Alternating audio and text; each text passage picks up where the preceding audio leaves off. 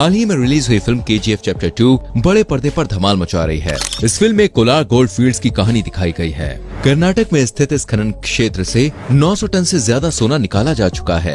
एक समय पर यहाँ की खदानों से देश की जरूरत का 95% सोना निकाला जा रहा था, लेकिन इस फिल्म में जो कहानी दिखाई गई है वो बिल्कुल सच है।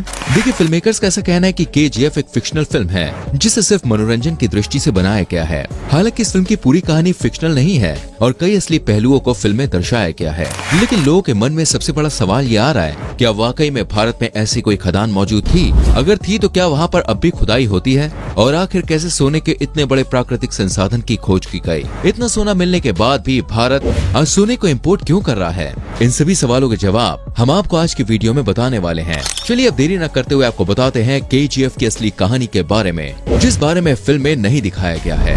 कोलार गोल्ड फील्ड्स कर्नाटक में कोलार नाम के जिले में स्थित है, जो कर्नाटक की राजधानी बेंगलोर से लगभग 100 किलोमीटर की दूरी पर स्थित है। इस जगह के नाम पर KGF फिल्म का नाम रखा गया। ये जगह अपनी सोने की खदानों के लिए पूरे विश्व भर में प्रसिद्ध है। इसमें कोई हैरानी वाली बात नहीं है कि आप में से बहुत से लोगों ने कोलार गोल्ड फील्ड्स के बारे में शायद दिसंबर 2018 से पहले कभी सुना हो।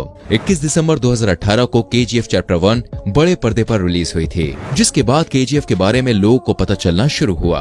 ये जगह अब चर्चित इसलिए नहीं है क्योंकि सन 2000 में ही यहाँ पर खनन का काम बंद कर दिया गया और पिछले लगभग 22 सालों से खदानें बिल्कुल बेकार पड़ी हैं। लेकिन आखिर इतनी बड़ी मात्रा में सोना उगलने वाली इन खदानों में खनन का काम बंद क्यों कर दिया गया? इस बारे में आगे हम आपको वीडियो में बताने वाले हैं। उससे पहले चलिए KGF के इतिहास के बारे में थोड़ी सी जानकारी आपको देते हैं। कोलार गोल्ड फील्ड्स में सैकड़ों सालों से सोना निकालने का काम जारी है। वैसे तो असली खुदाई का काम यहाँ पे ब्रिटिश सरकार की राज में शुरू हुआ था, लेकिन सोने की खोज उससे भी सैकड़ों साल पहले की जा चुकी थी। सन 900 से 1000 ईस्वी तक चोलास ने यहाँ पर सोने की खुदाई करवाई। इसके बाद सोने के भंडारों के बारे में किंगडम ऑफ मैसूर के दौरान लोगों को पता चला। किंगडम ऑफ मैसूर के बाद मराठाओं और हैदर अली जैसे कई शासकों ने यहाँ पर खनन का काम कराया।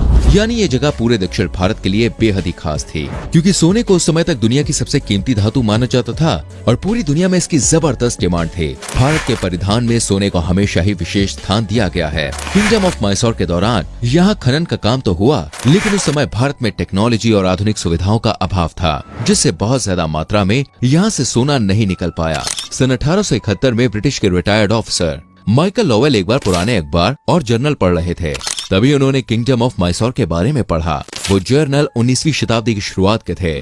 माइकल को लगा कि हो सकता है कि यहाँ पर आज भी बड़ी मात्रा में सोना उपलब्ध हो, और उनके दिमाग में खनन का विचार आया। इसके बाद माइकल ने अच्छे इंजीनियर्स और एक्सपर्ट्स की मदद लेकर कोलार की जगहों का सर्वे कराया और साथ ही जांच भी कराई, जिसमें यहाँ बड़ी मात्रा में सोने के भंडार होने के बारे में पता चला। माइकल एक रिटायर्ड ऑफिसर थे और उनके पास इतना पैसा नहीं था कि वो अकेले ही यहाँ पर खनन का काम शुरू करा सके।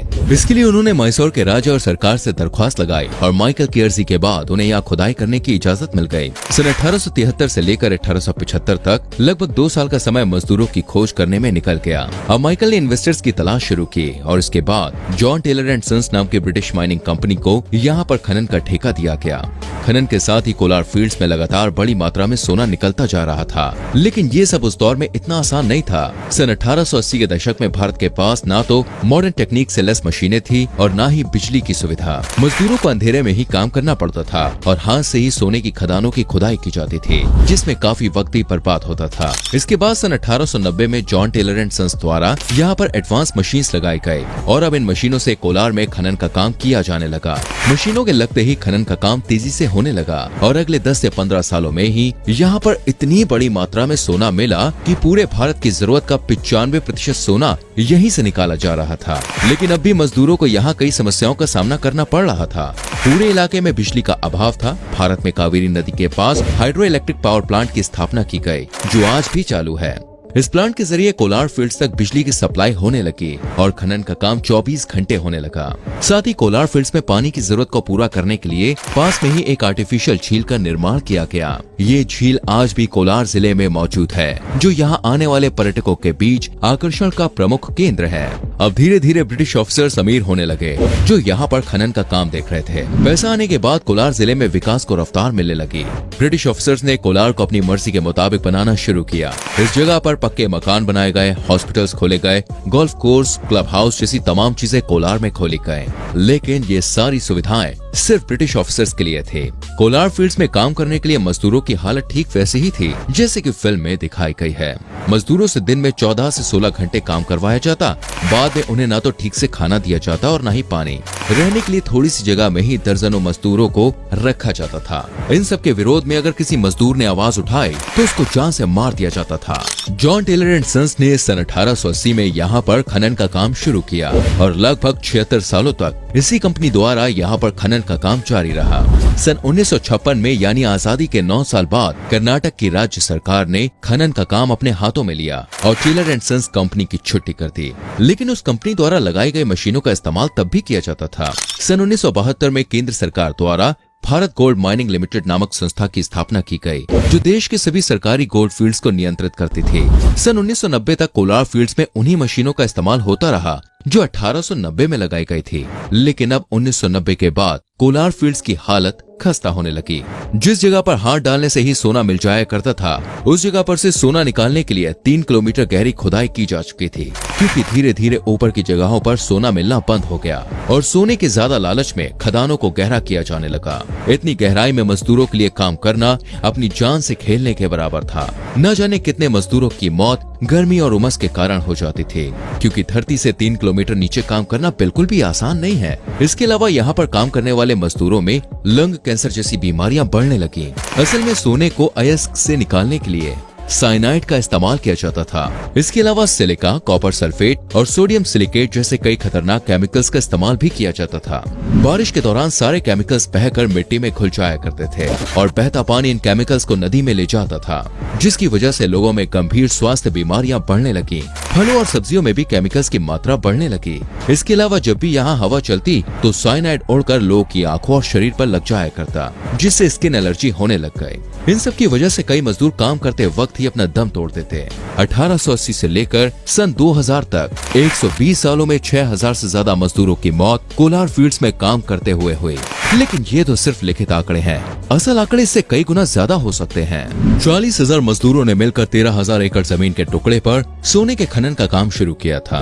बाद में मजदूरों की संख्या दोस्तों लगातार बढ़ती चली गई। 120 सालों में 900 टन सोना यहाँ से निकाला गया। इस सोने की कीमत 42 बिलियन अमेरिकी डॉलर्स के बराबर है। यानी कि कहना गलत नहीं होगा कि कहीं न कहीं सोने ने देश की अर्थव्यवस्था को मजबूत बनाने में अहम योगदान दिया है। लेकिन वहीं दूसरी ओर इस बात को भी नजरअंदाज नहीं किया जा सकता कि इस पैसे का इस्तेमाल भारतीयों ने नहीं बल्कि अंग्रेजों ने सबसे ज्यादा किया। साल 2000 तक कोलार फील्ड्स में सोना मिलना बहुत कम हो गया और इस जगह पर सरकार द्वारा खनन का काम बंद कर दिया गया। पहले के समय में यहाँ पर 1 टन ओर में औसतन 47 ग्राम सोना मिल जाया करता था, लेकिन सन 2000 में 1 टन ओर में सिर्फ 3 ग्राम सोना मिलने लगा। 3 किलोमीटर गहरी खदान खोदने के कारण प्रोडक्शन कॉस्ट में भी इजाफा होने लगा। इसी वजह से यहाँ पर खनन के काम में मुनाफा नहीं हो रहा था और सरकार ने एक दिन अचानक से ही कोलार फील्ड्स पर काम बंद करने का ऐलान कर दिया। काम बंद हो जाने से यहाँ पर हजारों की संख्या में मजदूर रातों रात बेरोजगार हो गए। साथ ही कोलार जिले की हालत भी बिगड़ने लगी। 120 सालों तक खनन के कारण जिले का वातावरण वैसे भी प्रदूषित हो चुका था। काम बंद हो जाने से यहाँ लोगों को बिजली और पानी जैसी मूलभूत सुविधाओं का भी अभाव झेलना पड़ा। आज के समय में इस जगह की जनसंख्या 2,60,000 है। इसमें से ज्यादा लोग उन्हीं परिवारों से ताल्लुक रखते हैं जिनके पूर्वजों ने कोलार फील्ड्स में काम किया। आज भी यहाँ साइनाइड के 30 से 40 मीटर ऊंचे ढेर लगे हुए हैं जो लोगों की हेल्थ पर बुरा असर डाल रहे हैं। सरकार को एक प्लानिंग के साथ माइनिंग बंद करनी चाहिए थी। बिना प्लानिंग के साथ खनन का काम बंद हो जाने से मजदूरों की जिंदगी बस से बदतर हो गई। जिन मजदूरों की मौत यहाँ पर काम के दौरान होती थी, सरकार द्वारा उन्हें सिर्फ 2-4 हजार या ज्यादातर 10,000 रुपए मुआवजे के तौर पर दिए जाते थे। कुछ समय पहले मोदी सरकार ने कोलार गोल्ड फील्ड्स की नीलामी की बात कही थी। अगर इस जगह की नीलामी होती है तो एक बार फिर से यहाँ खनन का काम शुरू किया जा सकता है। यहाँ से आज भी कई टन सोना निकाला जा सकता है। सोने के अभाव को देखते हुए इससे देश की अर्थव्यवस्था को मजबूती भी मिलेगी। साथ ही कोलार जिले के मजदूरों की जिंदगी में भी परिवर्तन आ सकता है। तो दोस्तों, ये थी KGF यानी कि कोलार गोल्ड फील्ड्स की असली कहानी।